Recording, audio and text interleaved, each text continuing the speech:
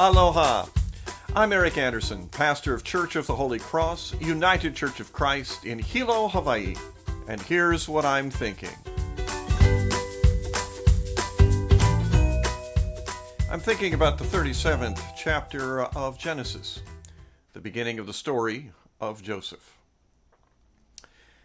It will not surprise you too terribly much if you are familiar with the story of Jacob to this point, that, having exercised favoritism in his relationships, and he was a man who had children by 4 different women, that Jacob went on to show favoritism amongst his children. It was the child of his favorite wife, I should say the first child of his favorite wife, Joseph, that received his distinct favor. We usually think of a coat of many colors. The Hebrew's a little vague. It might mean that. It might also mean a coat with long sleeves, something that took a lot of cloth and would have been expensive. Whatever it was, it showed Joseph's brothers, most of them older than he, who was the favorite and that it wasn't them.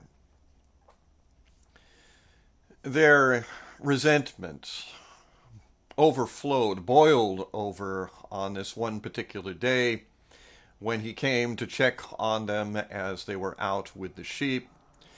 They took the coat off him, they threw him in a pit, and they actually planned to murder him.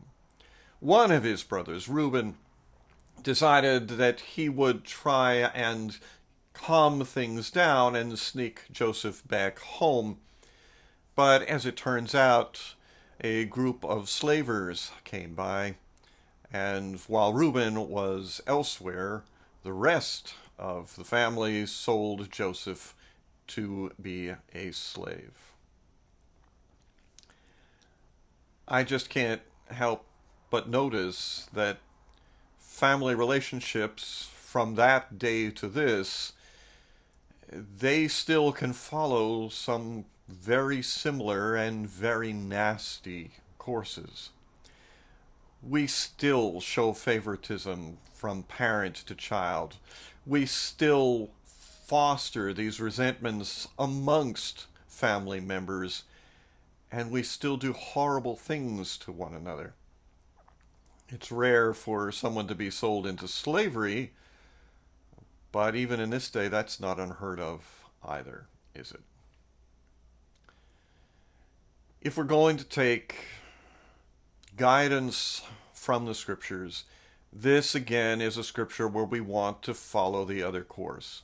Oh yes, I know, if you follow the story along, God managed to turn all this evil into something good.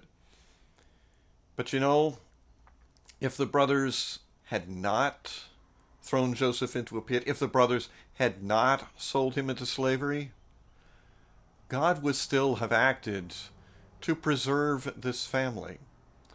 And this family might have had more luck in preserving themselves, having already developed the experience of taking care of one another.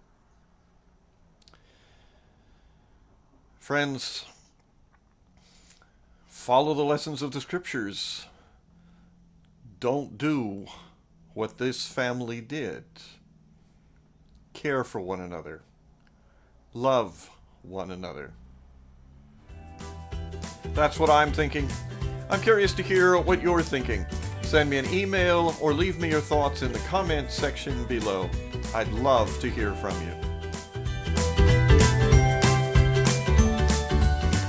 From Church of the Holy Cross, UCC in Hilo, Hawaii, that's what I'm thinking.